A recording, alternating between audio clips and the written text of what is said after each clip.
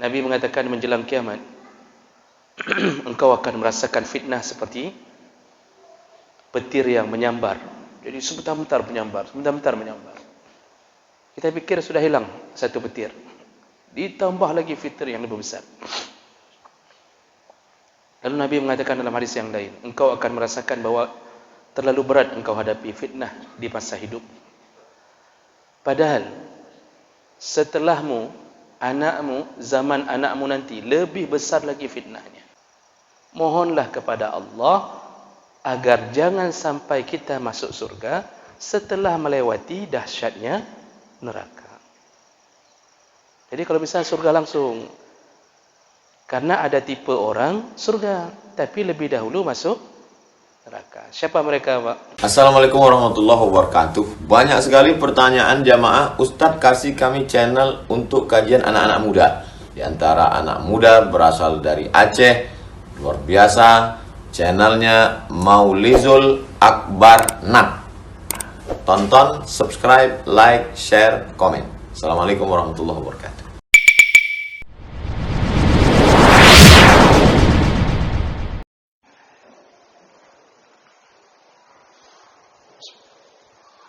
Assalamualaikum warahmatullahi wabarakatuh. Alhamdulillah rabbil alamin. Hamdan katsiran thayyiban mubarakan fihi. Asyhadu an la ilaha illallah wahdahu la syarika lah. Wa asyhadu anna Muhammadan 'abduhu wa rasuluhul karim.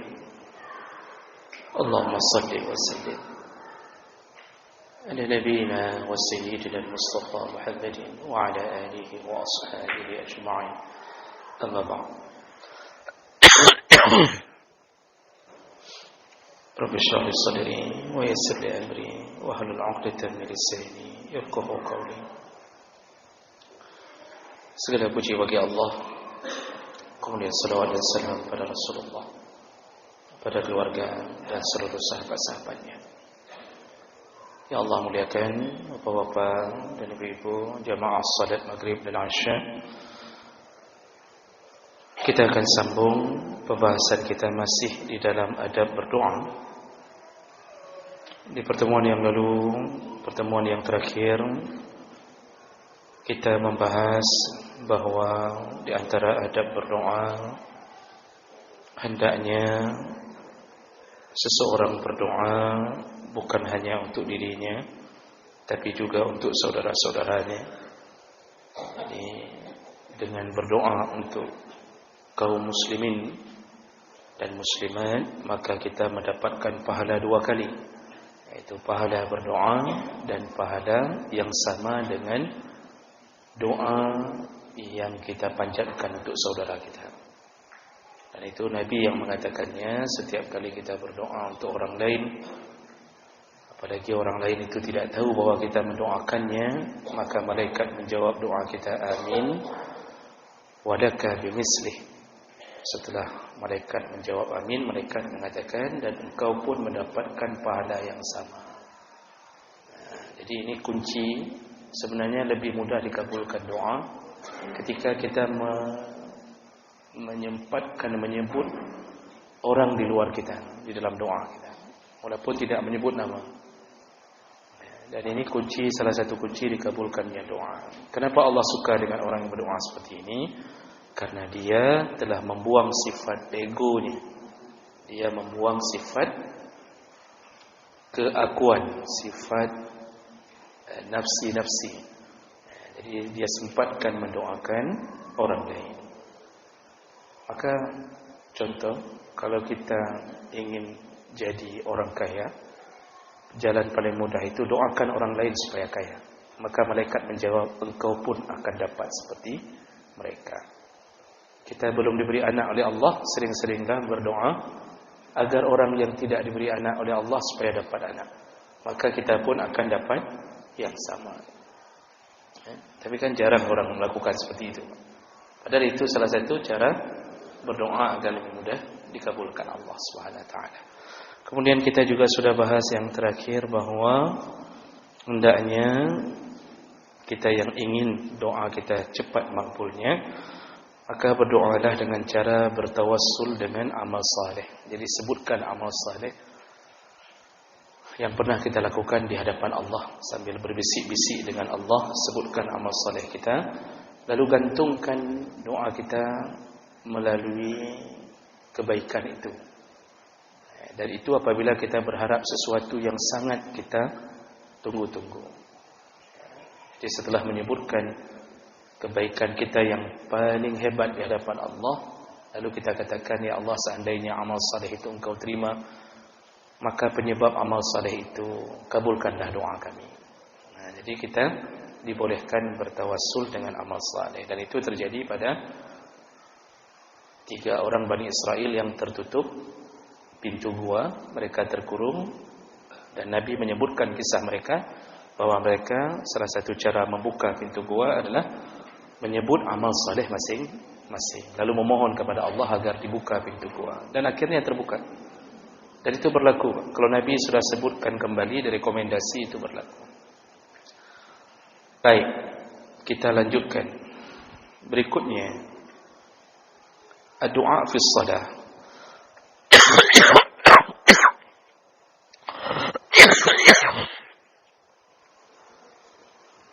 Salah satu sunnah dan anjuran dalam berdoa adalah memperbanyak doa di dalam salat.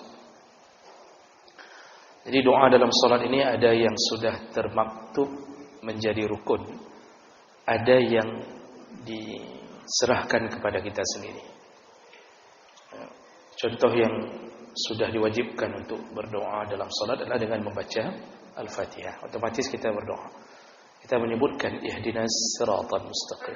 Ya Allah, tunjukilah kami ke jalan yang lurus. Dan Allah jawab. Dalam hadis riwayat Bukhari Muslim, Allah jawab doa itu. Makanya di ujung Al-Fatihah disuruh ucap, sunnah mengucap amin. Ya Allah, kabulkanlah. Kabulkanlah. Jadi itu contoh. Kemudian ada tempat-tempat yang kita diserahkan kepada keinginan pribadi, apakah ingin berdoa atau meninggalkannya. Dan itu tempat itu sunnah, bukan wajib berdoa. Dan diantaranya adalah ketika sedang berada di dalam sujud, itu disunnahkan berdoa. Dan bukan hanya sujud yang terakhir, karena dalil yang menyebutkan tentang masalah itu tidak menyebutkan bahwa tempat itu adalah sujud yang terakhir. Di semua sujud, mulai rakaat pertama, rakaat keempat, semua sujud silahkan. Rasulullah sallallahu alaihi wasallam mengatakan, hamba paling dekat dengan Allah wa huwa sajid. Aqrabu ma yakunu al-'abdu min rabbih wa huwa sajid. Posisi ketika hamba paling dekat dengan Allah adalah ketika berada di dalam sujud. Kenapa disebut paling dekat? Karena di saat itu kita betul-betul jadi hamba. Kepala sudah sejajar dengan kaki, dan Allah paling suka dengan orang yang merendahkan diri sehabis-habisnya di hadapan Allah. Kebalikannya, Allah benci kepada hamba yang menyombongkan dirinya. Jadi kalau sudah kepala kita letakkan sejajar dengan kaki, berarti kita telah menjadi sebenar-benar hamba. Maka kalau Allah menyebut kalimat abdun, itu berarti hamba yang paling disayang. Maka Nabi Muhammad Allah juluki abdun. Allah sebut abdun. Subhanallazi asra bi'abdihi lailan. Ketika Isra Mi'raj Allah sebutkan kami perjalankan. Maha suci Allah yang telah memperjalankan abdun, abdihi, hambanya. Enggak disebut nabinya, enggak disebut rasulnya, hambanya. Karena hanya hambalah yang berhak naik ke langit yang ketujuh. Jadi Nabi Muhammad kan benar-benar merasa dirinya hamba. Sampai Nabi Muhammad tidak mau duduk dalam keadaan bersandar ketika makan. Ketika makan, bukan ketika pengajian. Jadi ketika pengajian tidak mengapa. Yang bersandar saja, tidak masalah. Jadi enggak usah maju, yang di dinding jangan maju, enggak apa-apa. Makan, Nabi Muhammad tidak mau makan. Wa ana la attaki', aku tidak mau bersandar ketika makan. Tapi beliau makan seperti makannya seorang hamba, kata Nabi. Jadi beliau duduk tidak bersandar. Karena bersandar ketika makan adalah ciri-cirinya para raja. Maka sampai begitu Nabi merendahkan dirinya di hadapan Allah, karena dia tahu dan dia telah melihat nikmat dan kekuasaan Allah secara langsung. Mungkin kalau kita di Isra Mi'raj kan, melihat surga dan neraka, mungkin kita pulang pun langsung jadi hamba. Sekarang ini kan kita masih ada sombong-sombongnya, karena belum lihat dahsyatnya neraka dan belum merindukan keindahan surga. Kambung, makanya orang sombong itu orang-orang tipenya tipe bangai, Pak, amatir. Enggak paham tentang siapa Allah. Maka dia masih sombong. Sombong dengan pakaiannya, seragamnya, sombong dengan kedudukannya. Jadi salah satu tempat berdoa yang paling disukai Allah adalah sujud. Fa'aksiru ad-du'a fi sujud. Maka perbanyaklah doa di dalam sujud. Di situ disuruh doa. Kemudian satu tempat lagi yaitu sebelum salam. Jadi setelah fil alamina innaka hamidum majid, itu jangan biasakan salam. Ini kalau enggak dipaksakan dan enggak dididik dari kecil dengan baik, itu terbiasa fil alamina innaka hamidum majid. Assalamualaikum, assalamualaikum. Padahal di situ Nabi tidak pernah meninggalkan doa.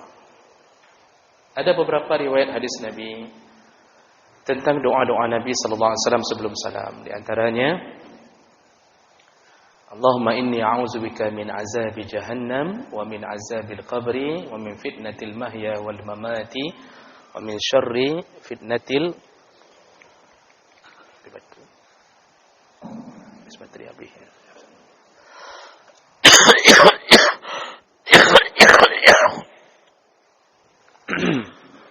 wa min fitnatil mahya wal mamati wa min syarri fitnatil masihid dajjal. 4 perkara Nabi mohon perlindungan dari Allah. Itu sebelum salam itu Nabi ucapkan. Bayangkan Bapak Ibu, setiap kali salat kita ucapkan itu sebelum salam, maka kita dikabulkan Allah, enggak akan terkena azab kubur. Itu salah satu doanya. Tidak akan terkena azab neraka. Jadi enggak masuk neraka. Kalau dikabulkan saja enggak masuk neraka tuh. Karena kita tadi minta, ya Allah lindungi aku dari azab jahannam. Dari azab jahannam, azab kubur, dari fitnah dunia.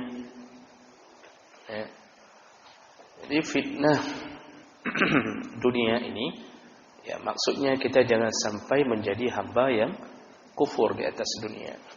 Lalu kita mohon agar kita terlindungi dari fitnah Dajjal. Fitnah Dajjal ini puncaknya fitnah. Ini sekarang sudah mulai mengalir zaman fitnah, Pak. Nabi mengatakan menjelang kiamat, engkau akan merasakan fitnah seperti petir yang menyambar. Jadi sebentar-bentar menyambar, sebentar-bentar menyambar. Kita pikir sudah hilang satu petir, ditambah lagi petir yang lebih besar. Lalu Nabi mengatakan dalam hadis yang lain, engkau akan merasakan bahwa terlalu berat engkau hadapi fitnah di masa hidup.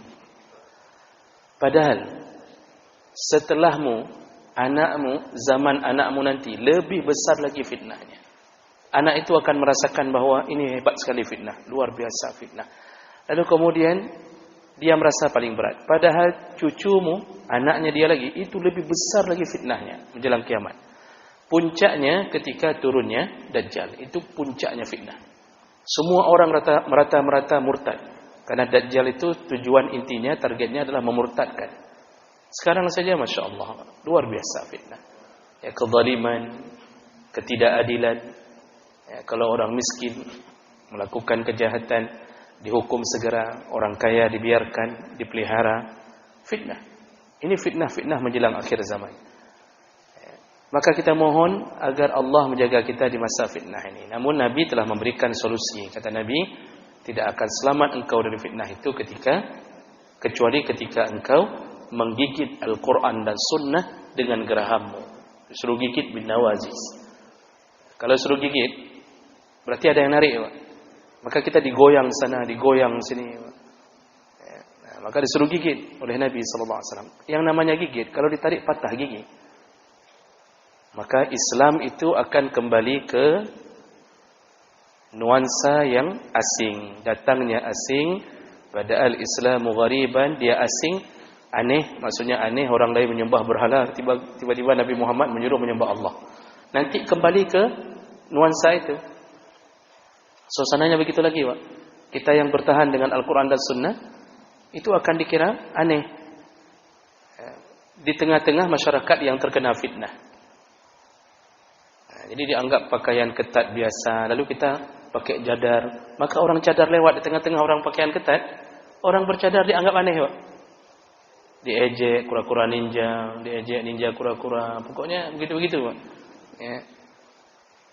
Begitulah fitnah yang terjadi. Maka salah satu caranya mintalah kepada Allah. Ya. Sebelum salam itu dihafal doa itu, Pak. Dihafal. Dan harus dihafal karena Nabi enggak pernah meninggalkan doa. Itu contoh doa sebelum salam.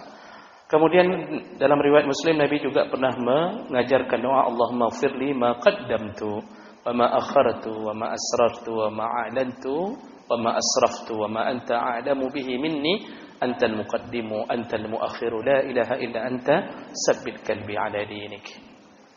Ya. Itu mohon ampun, ya Allah ampunkan aku dengan dosa yang telah kulakukan sebelumnya, wa ma akhartu dan dosa terbaru yang aku lakukan, wa ma asrartu dan dosa yang aku lakukan sembunyi-sembunyi, wa ma a'lantu yang terang-terangan, wa ma asraftu dan aku telah melakukan dosa berlebih-lebihan dalam perkara. Antal muqaddim antal muakhir, engkaulah yang pemula, engkaulah yang mengakhiri segala-galanya. La ilaha illa anta, tiada Tuhan selain engkau. Sabbit qalbi ala dinik, tetapkanlah aku di dalam agamamu. Kita ini selamat Pak kalau pulang dengan agama. Itu doa yang diajarkan Nabi dalam riwayat Muslim. Lalu ada doa lagi yang diajarkan Nabi kepada Mu'az bin Jabal. Kata Nabi, Mu'az, aku mencintaimu, kata Rasulullah. Wahai Mu'az, aku mencintaimu. Maka ku ajarkan engkau satu doa. Bacalah selepas salam. Nanti dalam riwayat yang dalam syarahnya ada yang mengatakan selepas salam, ada juga boleh juga doa itu dibaca selepas salat dalam zikir dan doa. Apa doanya? Allahumma a'inni ala zikrika wa syukrika wa husni ibadatik. Ya Allah, tolonglah aku untuk terus mengingatmu, terus bersyukur kepadamu dan terus memperbaiki ibadahku kepadamu. Nah, ini doa-doa sebelum salam. Boleh tambah lain enggak, Pak? Boleh. Ucapkan Rabbana atina fid dunya hasanah. Nah, yang sebaiknya ditinggalkan doa baik dalam sujud sebelum salam, jangan berdoa dengan bahasa sendiri. Imam Hanafi dan Hanbali menyebutkan yusannu du'a fi tasyahhud akhir ba'da as-salah 'ala an-nabi bima yushbihu alfaz al-Quran. Ya. Kata Imam Hanafi dan Hanbali, disunnahkan berdoa di tasyahud akhir sebelum salam itu dengan doa-doa yang diajarkan Nabi, ya, yang terambil dari lafaz-lafaz Al-Quran. Ya. Atau bima yushbihu alfaz as-sunnah, atau yang mirip-mirip atau terambil dari hadis-hadis Nabi sallallahu alaihi wasallam. Wala yajuzu lahu ad-du'a bima yushbihu kalam an-nas. Janganlah berdoa yang kalimat-kalimatnya mirip dengan kalimat-kalimat yang dikeluarkan oleh manusia biasa. Nah, jadi jangan karang doa sendiri kalau bisa. Jadi doa terbaik itu doa al-ma'sur. Ma'sur itu terambil dari asar, terambil dari peninggalan dari Nabi. Nabi kalau berdoa dengan sebaik-baik kalimat, karena doa Nabi dituntun oleh Allah. Ya, langsung. Allah pun telah mengutip doa-doa Nabi di dalam Al-Quran. Karena itu baik, karena itu hebat, maka Allah kutip doa mereka untuk diamalkan oleh orang-orang setelahnya. Maka hampir merata Nabi-Nabi, terutama yang ulul azmi, itu dikutip doanya oleh Allah dalam Al-Quran. Agar kita mengikutinya. Doa-doa Nabi Ibrahim cukup banyak. Doa-doa Nabi Nabi Nuh, Nabi banyak sekali Nabi-Nabi yang dikutip oleh Allah. Ya, Nabi Yusuf, segala macam. Ini disuruh perbanyak dengan doa itu. Dan janganlah berdoa dengan doa yang mirip dengan kalam manusia. Contohnya, Allahumma zawwijni fulana. Jadi diberi contoh. Contohnya jangan berdoa dalam sujud atau sebelum salam dengan kalimat kita. Allahumma zawwijni fulana. Ya Allah, kawinkan aku dengan si fulana. Jadi dalam solat dia minta kawin. Dengan bahasa yang kebetulan dia belajar bahasa Arab, dia belajar sendiri, dia kutip, dia buat sendiri. Dia buat sendiri, ya Allah kawinkan aku dengan fulan. Jangan.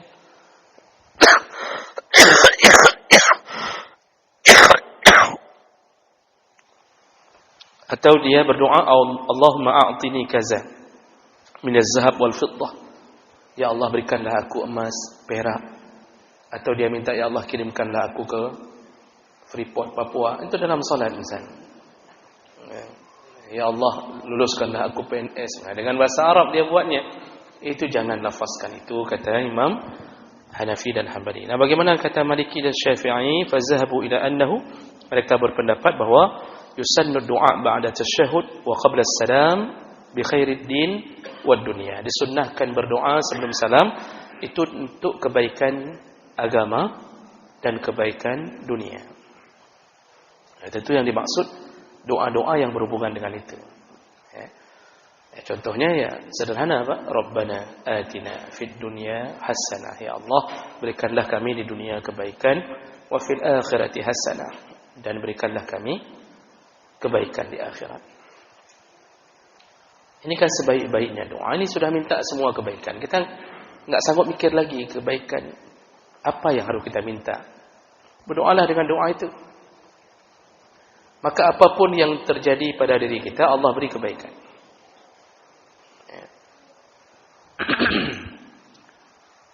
Lalu di ujungnya waqina azabannar. Ya Allah jauhkanlah aku dari api neraka. Nah, ada satu rahasia di sini. Setelah minta kebaikan akhirat, minta dijauhkan dari neraka. Tafsir Ibnu Katsir menyebutkan maksud kebaikan akhirat enggak ada lain, itu surga. Ya.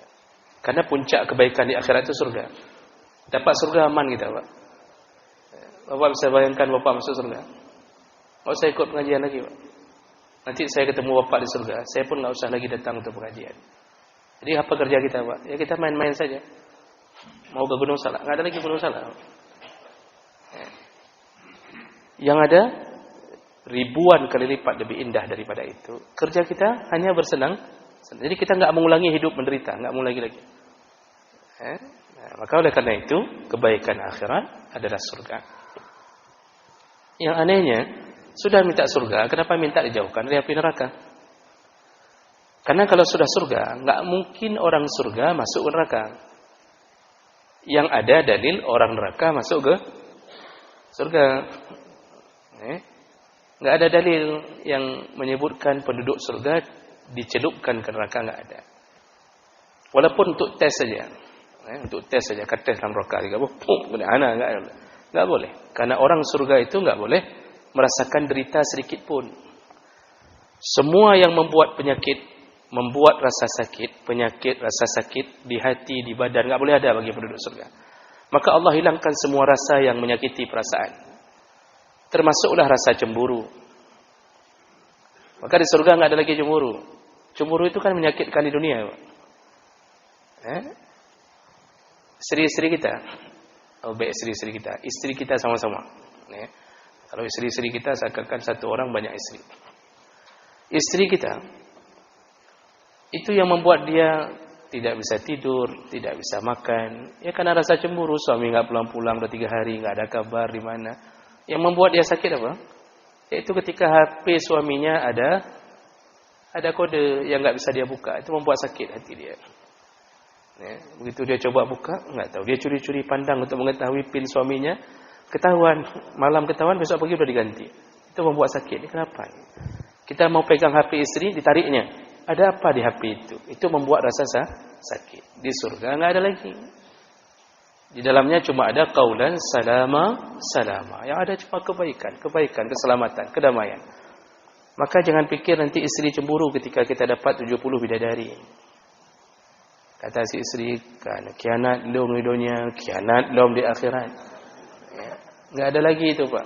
Enggak ada lagi. Istri enggak peduli sama istri-istri kita yang lain yang dari kalangan bidadari, enggak peduli. Karena dia pun sudah jadi bidadari dan ibu kosnya itu dia. Dan lebih tinggi derajat istri kita yang jadi bidadari daripada istri yang disediakan. Karena istri kita masuk ke surga jadi bidadari, itu perjuangannya. perjuangan mengantarkan kuah untuk kita masak nasi, untuk kita buatkan kopi, dia urut kita, dia layani ketika kita sakit, dia cebok kotoran kita, dia jadi bidadari.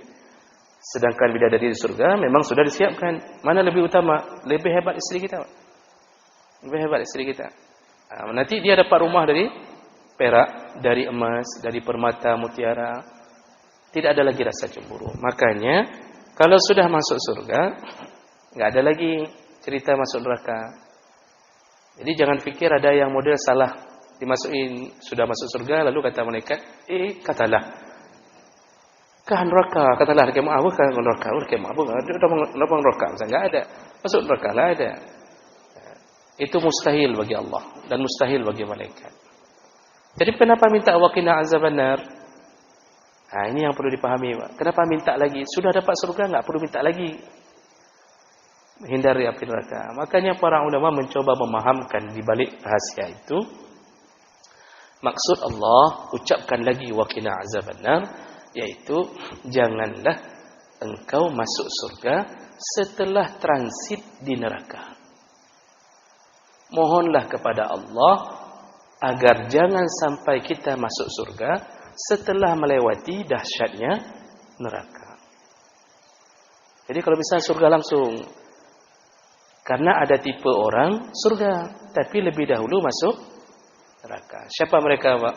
Yang hari ini bermohon-mohon agar bank konvensional kembali lagi ke Aceh untuk bisa lagi dapat uang bunga besar-besar, agar deposito diambil banyak sekali persennya, agar hidup dengan dunia riba kembali. Orang yang hari ini hidup dengan dosa, orang yang hari ini tidak berhenti berzina, yang hari ini bermain-main di TikTok hanya untuk melihat aurat orang saja. Hari ini perempuan-perempuan yang memakai pakaian ketat, semua mereka melewati neraka. Masuk dulu dalam neraka dengan dosa-dosa mereka. Kalau mati dalam keadaan tidak taubat, ini yang kita takutkan, Pak. Sehari di neraka sama seperti 1000 tahun yang engkau hitung, kata Allah. Sehari di neraka seperti 1000 tahun yang engkau hitung. Itu minta dalam solat, Pak. Sebelum salam minta. Jadi santai dulu. Habis fil alamina innaka hamidum majid, itu santai dulu. Jangan tergesa-gesa. Jangan dibuat oleh syaitan langsung assalamualaikum. Berhenti, apalagi kalau salat sendiri. Perbanyaklah doa. Jadi sujud dan sebelum salam itu tempat berdoa. Namun bagi imam salat itu jangan diperlama. Karena imam salat harus menjaga keseimbangan psikologi makmum. Tapi kalau salat sendiri, Pak, salat sunnah, qabliyah, ba'diyah, itu jangan tergesa-gesa. Apalagi kita-kita ni yang sudah berumur di atas 60, sudah dekat-dekat dengan panggilan Allah, rambut sudah beruban. Ini sudah lebih banyak memperbanyak doa. Memperbanyak doa. Kan kata Allah apa? Kalau sudah iza balagha 40 sana, kalau engkau sudah sampai 40 tahun ke atas, perbanyaklah berdoa. Rabbi auzi'ni an ashkura ni'mataka allati an'amta alayya, dan seterusnya. Ya Allah, anugerahkanlah aku nikmat. Anugerahkanlah aku untuk bersyukur di atas nikmat-Mu. Ini kita yang sudah di umur 40 tahun ke atas, Pak, itu sudah banyak-banyak mendekat ke Allah. Karena juga salah satu daripada tanda kiamat, kita akan mendapatkan ujian mautul faja'ah, mati tiba-tiba. Mati tiba-tiba. Enggak diingatkan dengan sakit. Enggak diingatkan dengan sakit. Orang dulu rata-rata sakit. Sebelum meninggal sakit. Sakit sampai berapa bulan baru meninggal. Sempat taubat. Kita enggak sempat. Naik sepeda ke gunung, salat jamaah enggak pernah. Naik ke pintu masjid, ke tangga masjid enggak pernah, tapi naik ke gunung tiap hari. Dengan sepeda pergi kuat sekali itu. Terjun, mati, tidak sempat taubat. Ini yang menjadi salah satu yang kita khawatirkan. Baik, inilah salah satu daripada anjuran dalam berdoa, yaitu hendaknya seseorang jangan melewatkan doa ketika salat. Tadi Imam Hanafi dan Imam Syafi'i dan Maliki itu menambahkan sedikit lagi, Pak. Beliau menambahkan, wala yajuzu ayyad'u bisyai'in muharram. atau mustahil atau mu'allaq. Janganlah engkau berdoa di waktu itu di waktu ketika sebelum salam dengan sesuatu yang diharamkan, atau mustahil atau mu'allaq yang engkau gantungkan. Maksudnya ya muharram itu minta terjadinya kejahatan ya, pada orang ya, itu doa-doa yang haram, atau minta agar diberikan yang tidak baik pada diri sendiri atau pada orang lain. Atau mustahil, jangan minta sesuatu yang mustahil. Contohnya ya Allah hidupkanlah aku di dunia abadi, tidak mati-mati. Itu mustahil. Karena kullu nafsin za'iqatul maut. Jangan minta yang aneh-aneh, yang mustahil. Ya. Lalu mu'allaq itu menggantungkan doa. Kalau engkau, kan sudah pernah kita bahas, ya Allah, kalau jadikanlah aku, masukkanlah aku ke surga kalau engkau inginkan. Misalnya begitu. Jadi kita nggak yakin Allah mampu masukkan kita ke surga atau tidak. Atau kalau engkau mampu ya Allah. Atau insya Allah. Nggak boleh ucapkan insya Allah di dalam doa. Harus yakin bahwa Allah itu memang mengabulkan doa. Dengan menggantungkan doa berarti kita tidak yakin Allah itu mampu. Dan disitulah Allah benci kepada orang yang merasa bahwa Allah itu tidak berkuasa. Fa in da'a bi syai'in min dzalik batalat salatuhu. Bahkan kalau dia berdoa dengan model begitu di dalam salatnya, batal salatnya. Ini kata mazhab Maliki dan Syafi'i. Jadi kalau model-model kayak gitu cara berdoa, minta yang mustahil, minta yang kira-kira membuat ketergantungan seakan-akan Allah tidak mampu, batalat salatuhu, batallah salatnya. Wal afdal ay yad'u bil ma'sur. Maka yang paling baik berdoalah dengan